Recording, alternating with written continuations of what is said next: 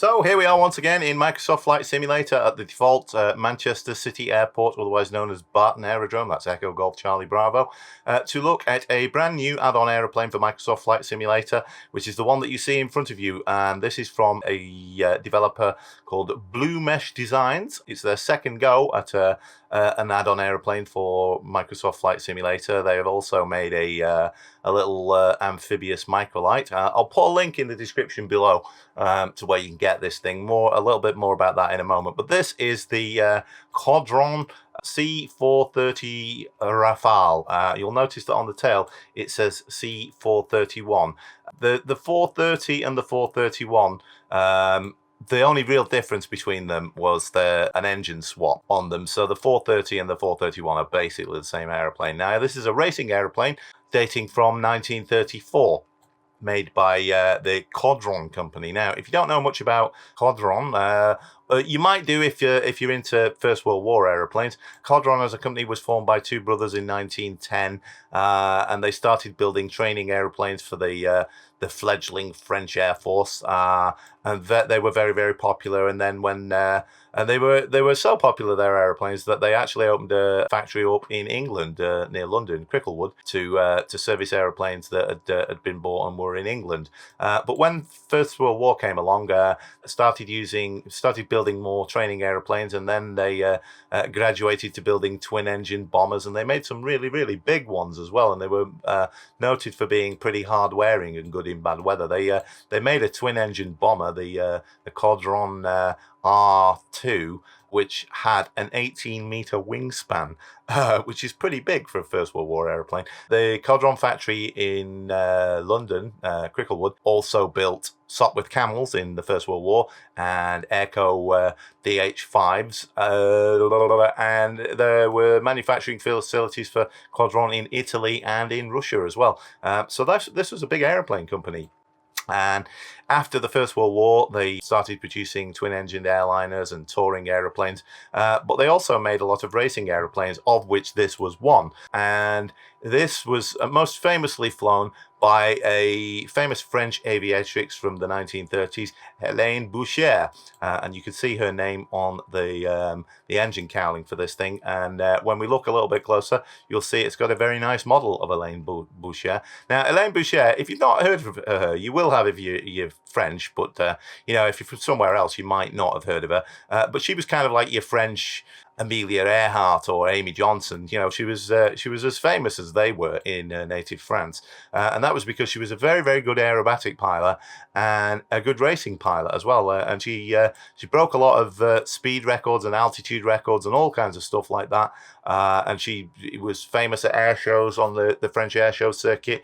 But because she sort of pushed things a lot, unfortunately, when she was flying one of these things, the Caudron 430, she crashed on approach because this thing had high approach speed, and it was November of 1934, so the weather might have been a factor in it as well. And unfortunately, the thing stalled on approach, started to spin, hit some trees in a wooded area, and she was very badly injured in the crash. And they got her out of the wreckage, and they were taking her to hospital, but unfortunately she didn't make it. And she was so highly regarded in France that she was held in state at the military hospital in Paris. And there are a lot of schools in France named after her, a lot of girls' schools, because she was a very inspirational female figure, and there are memorials to her and all that kind of stuff. So if you do a search on Google for Hélène Boucher, it's quite an interesting read of what a pioneer she was. And if you do that, what you'll see is a picture of her, and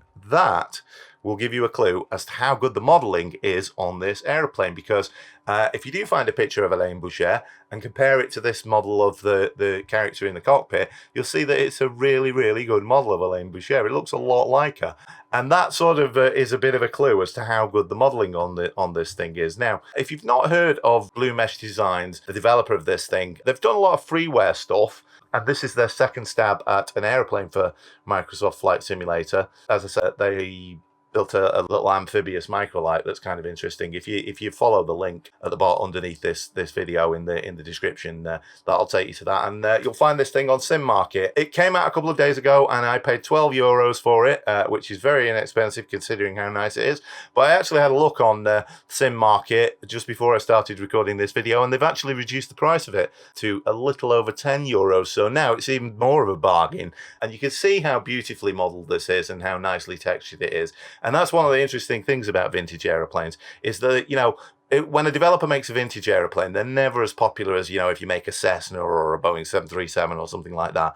And what quite often happens, that usually means that when people make a vintage aeroplane like this, it's very often a labor of love, and so they're not always usually a one-man band, so they're not always great at everything. They might be great at modeling but not great at texturing, or not great at flight modeling and all this sort of thing. But this thing ticks all the boxes. It's got a great flight model, it's a great model of an aeroplane, it's got a great pilot figure in it that's very much like Alain Boucher, and the texturing's really good as well. So this thing's ticking a lot of boxes, and I think you can see that from the model of it. And it's helped by the fact that I think this is a wonderfully evocative 1930s aeroplane.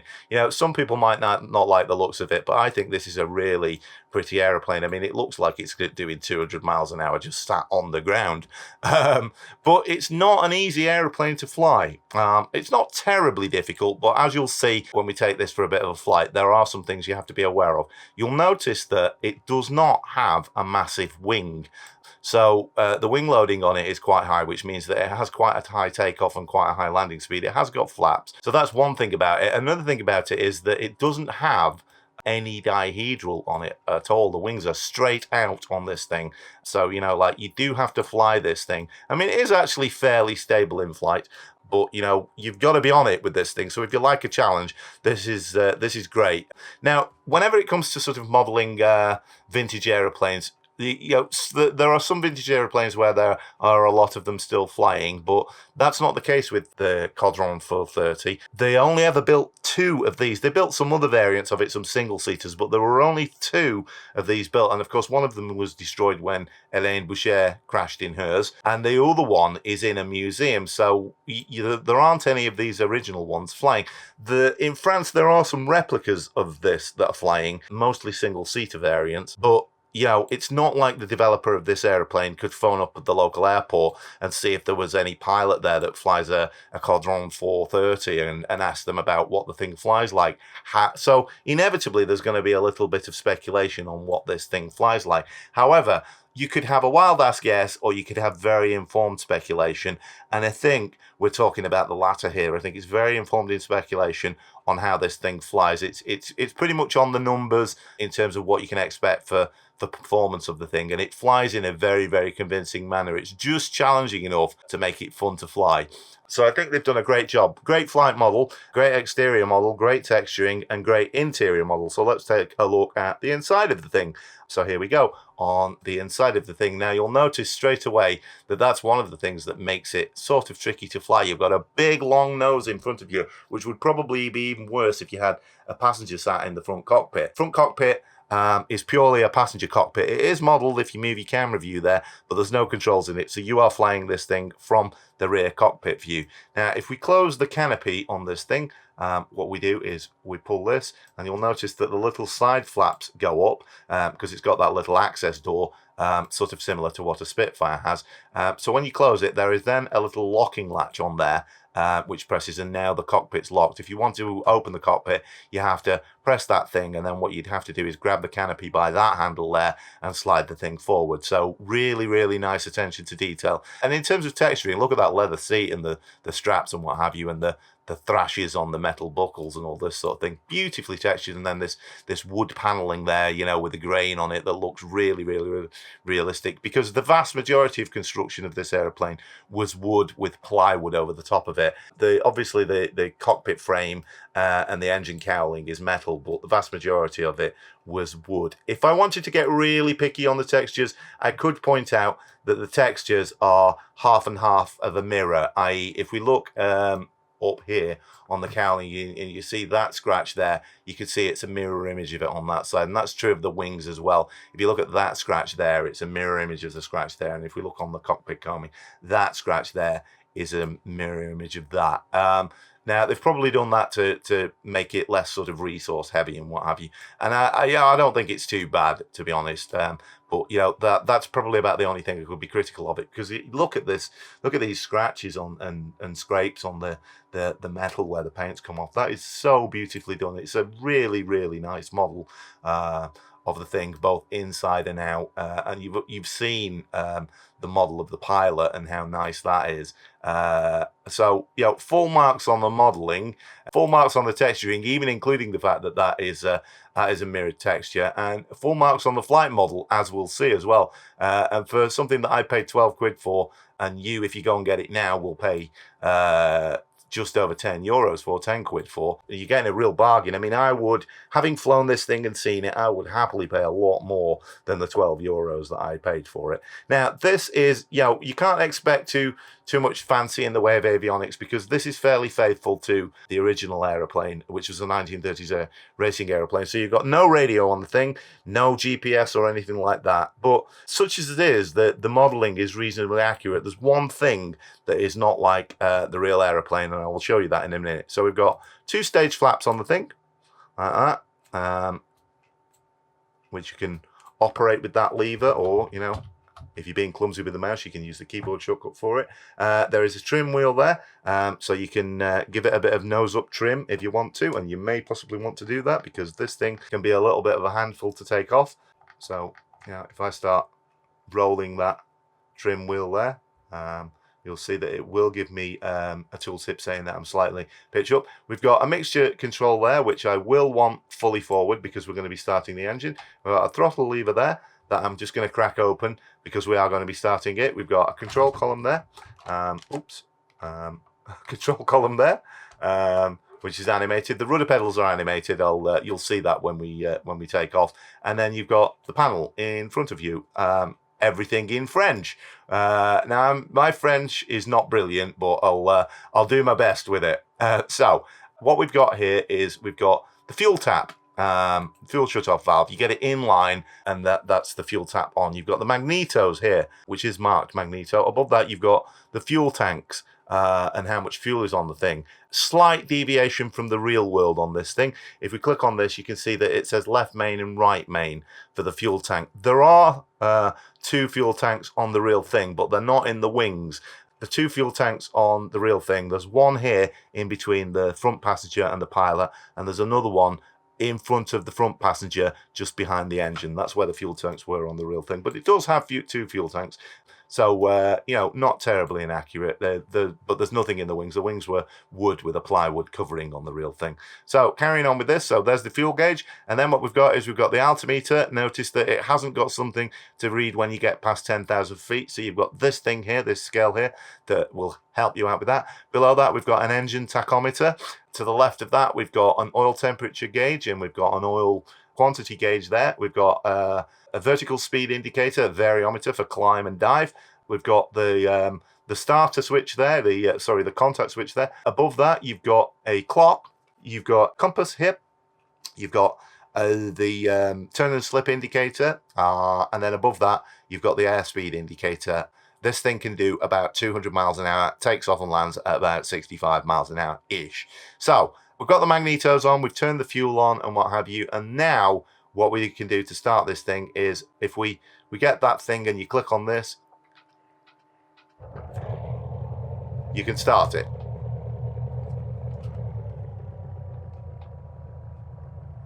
Now, if you don't want to do that, you can, of course, use Control plus E to start the thing. The real thing, what you would have done is you would have had the electrics off, you'd have had the cockpit open, you'd have had someone swinging the prop, you'd shout, contact, they'd go switches off, you'd confirm switches off, they'd swing the prop, and they'd get out of the way of it, and while the prop was still swinging, you'd put the switches on for the spark, and hopefully the momentum of the propeller would keep it turning and what have you. Now, if we go on the external view, I'll show you a couple of nice touches on this thing.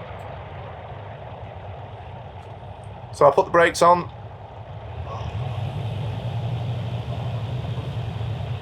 And rev the engine up for you there. The real thing, a Renault 4-cylinder engine, about 200 horsepower. Notice that if we chop the throttle, the thing will conk out. So I'm going to hit Control E to start the engine again. And you can see we've got the exhaust shakes when the engine starts, and you can see that you've got the nice touch of the heat of the exhaust coming out there. Not the only aeroplane in Microsoft Flight Simulator to do that, but I think it's been really nicely done on this, and it adds to the sort of ambience of the thing a little bit. Now, the only thing that isn't realistic on this and completely faithful to the real aeroplane is the real aeroplane had a 2-position variable pitch propeller. That's not modelled on this. You've only got a single pitch prop on it.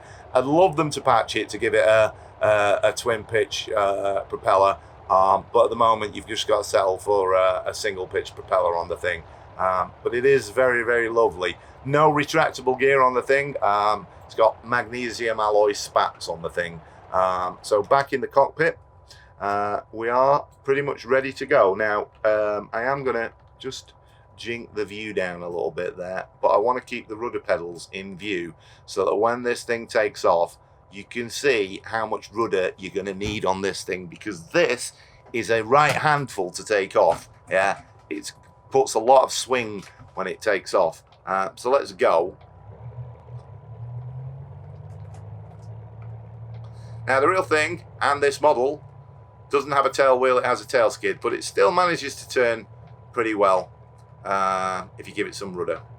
So it's not like it's a handful on the ground, but you can, if you want to, you can swing it from side to side to see the view, or you can cheat and go on the external view if you like, and taxi it on the external view. Entirely up to you. Not a great view ahead, but oddly enough, a great view from the sides, because the cockpit is well behind the wings on this. Very sort of rakish and fighterish looking, you know what I mean, which is it's one of the reasons I like it. I think it's great. It kind of reminds me of some more ancien fighters like the MS-406 and you know, things like that. It's got a very sort of French fighter look to it, and that big long cockpit canopy on it sort of puts me in mind of the I don't know, the Messerschmitt 110 like that. And they're in this red colour.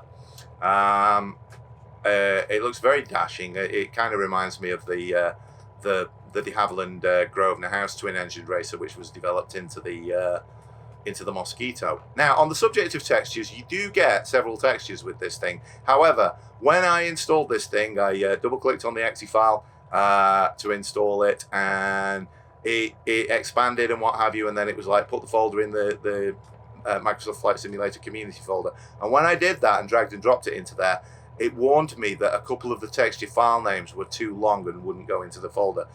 So you have to edit them on text. If you don't do that, what you're going to see when you go to select this is you're only going to have this paint scheme available. So and I think this is the nicest paint scheme it comes in anyway, so I wouldn't be particularly bothered about that. But if you want the other textures on it, there's one in blue as well, and there's a standard texture on it as well.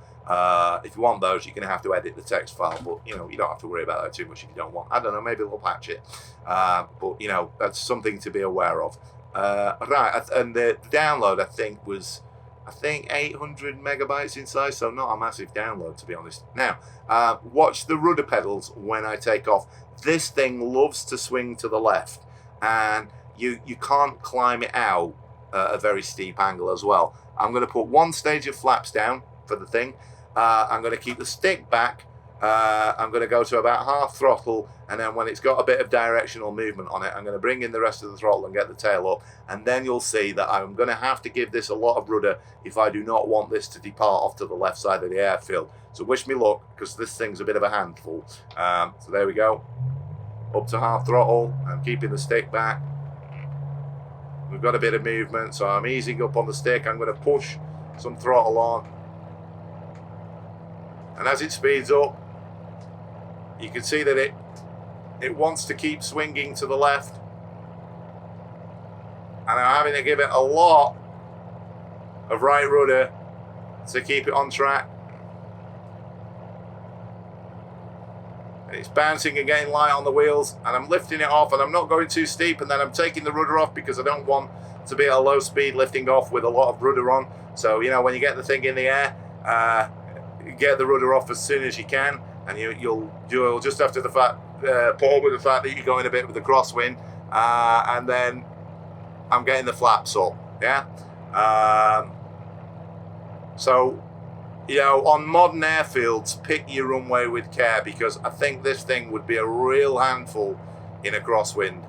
But if you like a challenge, then this thing is certainly going to give you a challenge. And so I love it. I think it's great. I think it's fantastic. And I would recommend that everyone goes and gets this thing, because, you know, €10 and you like a challenge. And what that would also do, it will encourage the developer to make more stuff. And believe me, I want to see more stuff from this developer, because I think this thing is absolutely fantastic. You can see the aerodrome off there. We're just kind of coming onto the downwind. I'm going to straighten the thing up like that.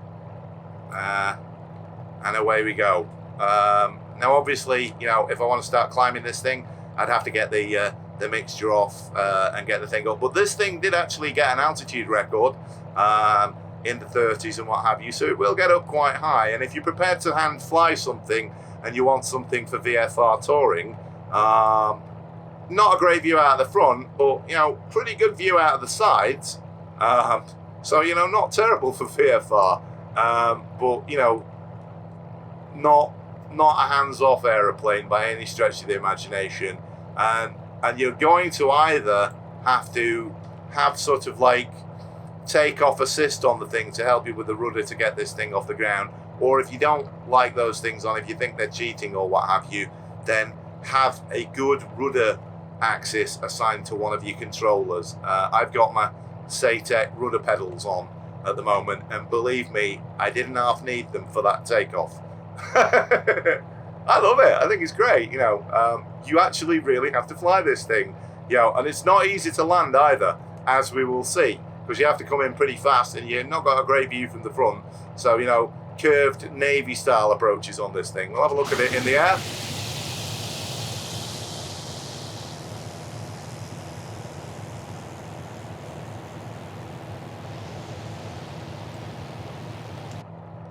Man, the French knew how to build good-looking aeroplanes, didn't they? That's lovely. I just think it looks great in the air. This is, you know, a screenshot lover's dream. It really is. It's very, very nice. Now, obviously, you know, when you're turning it, you can't be, you know, too slow and too tight a turn on it and what have you. You know what I mean? But it's, you know, it's pretty easy if you're not ham-fisted with the thing. So I'm gonna come back on the throttle a little bit, and we'll get some flaps down.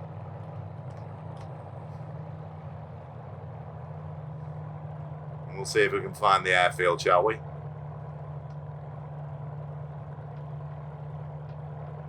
Yeah, I got the airfield in sight. The reflections on the canopy can be a little bit distracting. They could maybe do with a bit of a tweak. But, you know, I don't desperately want them to do it. You know, it adds to the challenge a little bit. We can see the airfield off about 1 coming towards 2 o'clock there. And you can see 26 right and 26 left. But, you know, I am going to come in on a bit of a curved approach here. Now, with the flaps down, there's going to be a lot of drag on this thing. So you might have to get a lot of power on the thing to stop it dropping out of the sky. As I say, Hélène Boucher was killed on short final with this thing when she stalled it and spun it into trees, and you can kind of understand why. And as I say, it's possible that the weather might have been a factor in her crash, because that was in November 1934. So, you know, see if you could do better yourself. Great engine sounds, fantastic.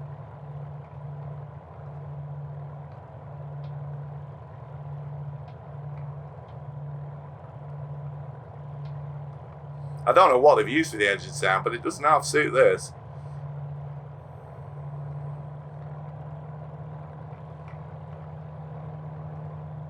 Just give me those trees.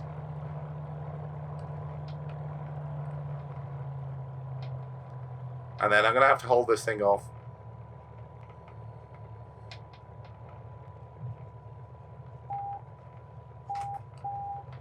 Doing that little vario beeping stall.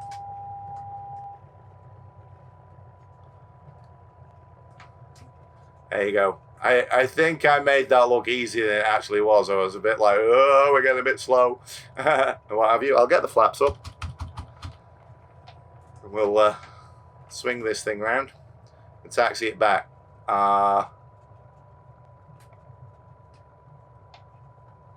So there you go. Blue Mesh Designs, their second stab at an aeroplane for Microsoft Flight Simulator. And if this is anything to go by, then I'm going to be interested to check out their other one, which was a little amphibious ultralight.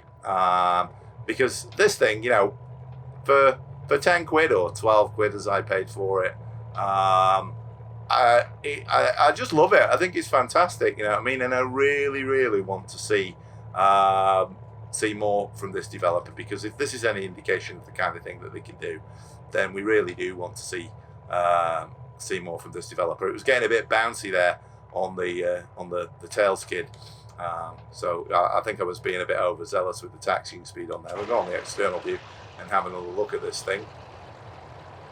Now, of course, because I'm taxiing, I could get the canopy open, so that I could kind of lean out of the canopy or what have you. Even taxiing this thing is fun.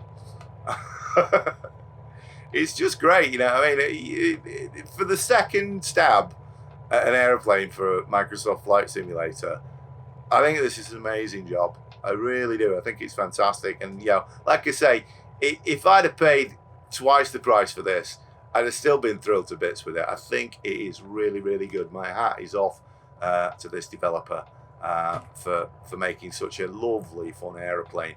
Now, of course, you have to ask yourself with add-on aeroplanes, would you fly this, or, you know, would you just buy it, fly it a few times, and then have it sat in your hangar?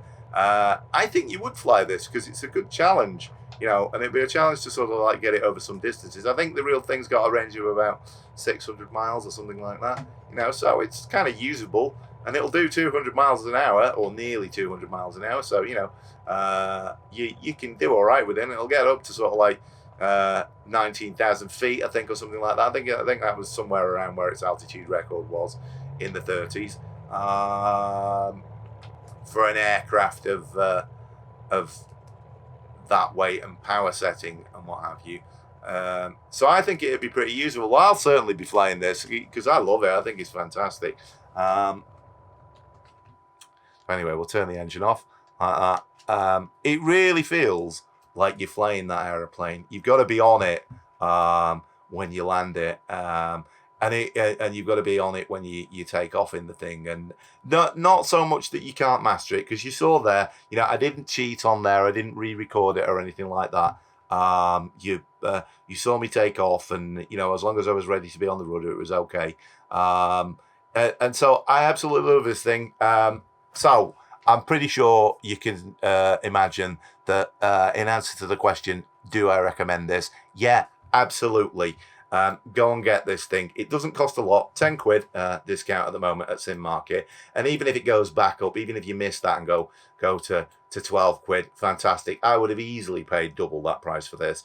And if nothing else, you'll be encouraging this developer to make more stuff, because if this is anything to go by, if they make more stuff, we're in for a really good time. About the only thing I can be critical on with this is I would like it to see a variable pitch propeller, because you can see there that it's got no sort of gaps in the spinner where it could have a variable pitch propeller.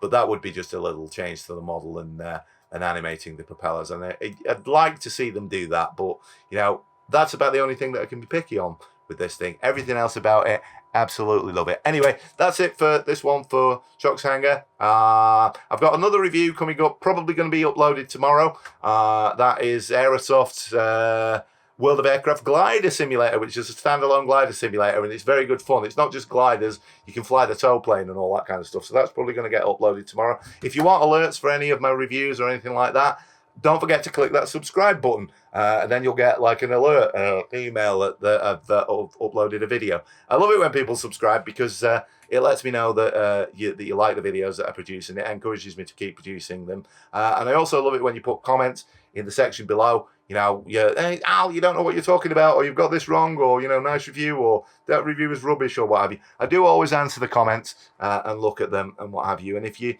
want to chat on more stuff and get into discussions and what have you, you can find me on flightsim.com, avsim.com, and the official Microsoft Flight Simulator support forum, and a few other forums and stuff like that. So, you know, don't be shy, pipe up. And in the interim, if you do get this thing, you're going to have a really nice time with it, because I think it's absolutely great. Blue mesh designs. See the link in the description below for this video. Absolutely recommend this. Anyway, take care, everyone. That's it for now. Bye.